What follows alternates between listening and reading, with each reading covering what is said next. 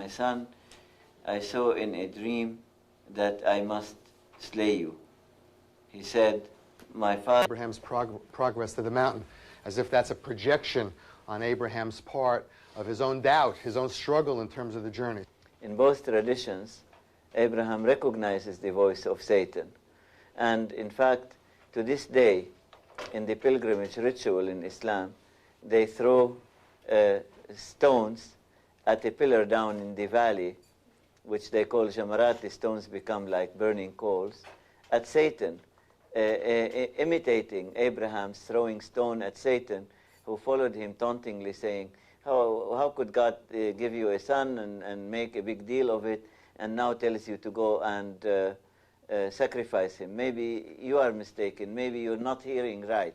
When Abraham and Isaac are on the road to Mount Moriah, when Isaac calls out, Avi, Daddy, I hear intoned in those words the voices of all 5 of our children every day of my life. When I walk into the house tired, coming back from my journey in the world, and walk into the house in 7:30, and my son Ilan, who is our youngest, says to me, Daddy, he said, you have 15 minutes to spend time with me watching the basketball game on television tonight. And my immediate impulse is, Ilan, I'm tired and it's been a long day, and just give me a little while, and I want to run to my study and take off my shoes and relax for a bit. I hear piercing through the words of my son Ilan, the words of Isaac on the road to Moriah. Avi, Daddy, where are you for me? After all is said and done, where are you for me? What does this mean in terms of your love of me?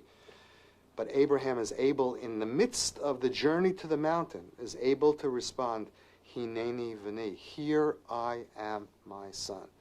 In the midst of our life journey, however important, to be able to say to our children, for me to be able to say, Ilan, tired though I be, struggling though I be, Hineni v'ni, here I am. The story of Abraham was allegorized in the 1st century by Philo of Alexandria.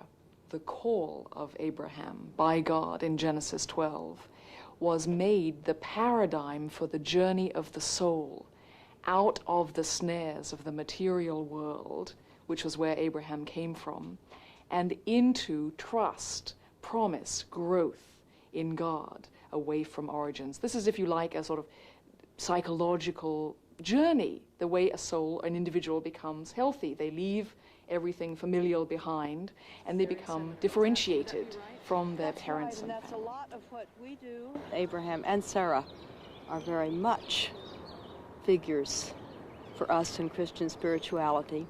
His willingness to say yes to the promise and yes to all the risks that entailed, to be willing to leave security and comfort and to go into the unknown.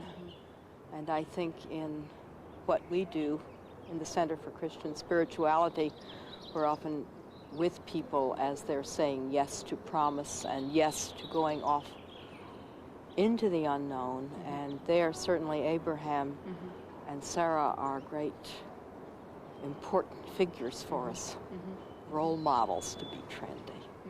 If you look at the way in which texts about Abraham have been used in Christianity, it is first of all as someone who drops everything to do what God wants. Now, that's a wonderful example of faith. It's an enormous act of trust. And for me personally, as someone who has left the country that I was born in and now teaches in a completely different environment, it's not as a response to anything like God's call to Abraham, but it's the kind of act of faith that rings true to my own experience. Abraham to me is a human being, and that's why I love Abraham. Abraham tries, Abraham does things right and sometimes wrong, but he's always struggling, and when I find myself struggling, I'm like Abraham, on a journey, sometimes doing right and sometimes doing wrong. I see him struggling just as a person of faith. We have this sense, especially in the modern world, that automatically faith and belief is going to come to us. Automatically, we should wake up tomorrow, we should wake up one day and become believers. And I don't think it happens that way. I think the difference between Abraham, for me, is that his struggle with God, his struggle with personal faith, is one that takes place on a day-to-day basis. He never has an opportunity to just simply believe. When you say that Abraham is constantly struggling with his faith, you go from Genesis 12, where God asks Abraham, Lech lecha, tells Abraham, Lech lecha me'artzecha, the struggle to pull himself out of a polytheistic environment and move towards monotheism, all the way to Genesis 22, with, again, Lech lecha, get yourself to the mountain, the place that I will show you. That journey, even from a rabbinic perspective, is a journey of struggle with his faith. In our world, we don't hear God speak. Out there, we hear God speak inside. So when I have this sense inside that there's something I must do, that's the same thing for me as God saying, you go to the land that I will show you. And I sometimes feel that there's something I really must do. And I'm not quite sure what's going to be there when I get there. But it's something I have to do. And when I get there, I'll find out. It's as if God's taking me and saying, leave the comfortable place you are and push on to the next stage in your life. Abraham impacts also on my life in the wish that I have, and I hope I will be able to fulfill soon, of making the pilgrimage, which is really an enactment in Islam of Abraham's experience. The Hajj is essentially a mystical experience. Every pilgrim, when he approaches Mecca, puts on a piece of linen resembling the shroud of a dead person. He enters into a state of consecration. He is virtually, or she is, dead to the world. Until the Hajj ritual is finished, then that person is renewed and she or he can join human society again. Now, I think, Constance, you made the Hajj. Yes, I thought it was one of the most awesome experiences that I've ever had in my life.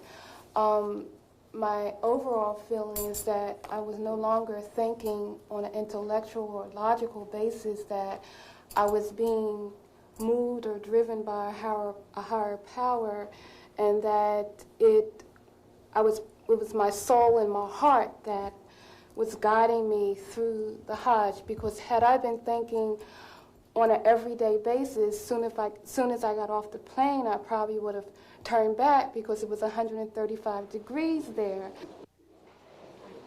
The differences and the common points among our three traditions, I believe, are not fortuitous. I am convinced that we live in a privileged time. We know far more about each other's traditions than did our forebears. And that perhaps God in His wisdom has willed all these traditions first for their own communities, but then also for us all. In that sense, then, Abraham can speak to all of us, his children, calling us back again to be one family.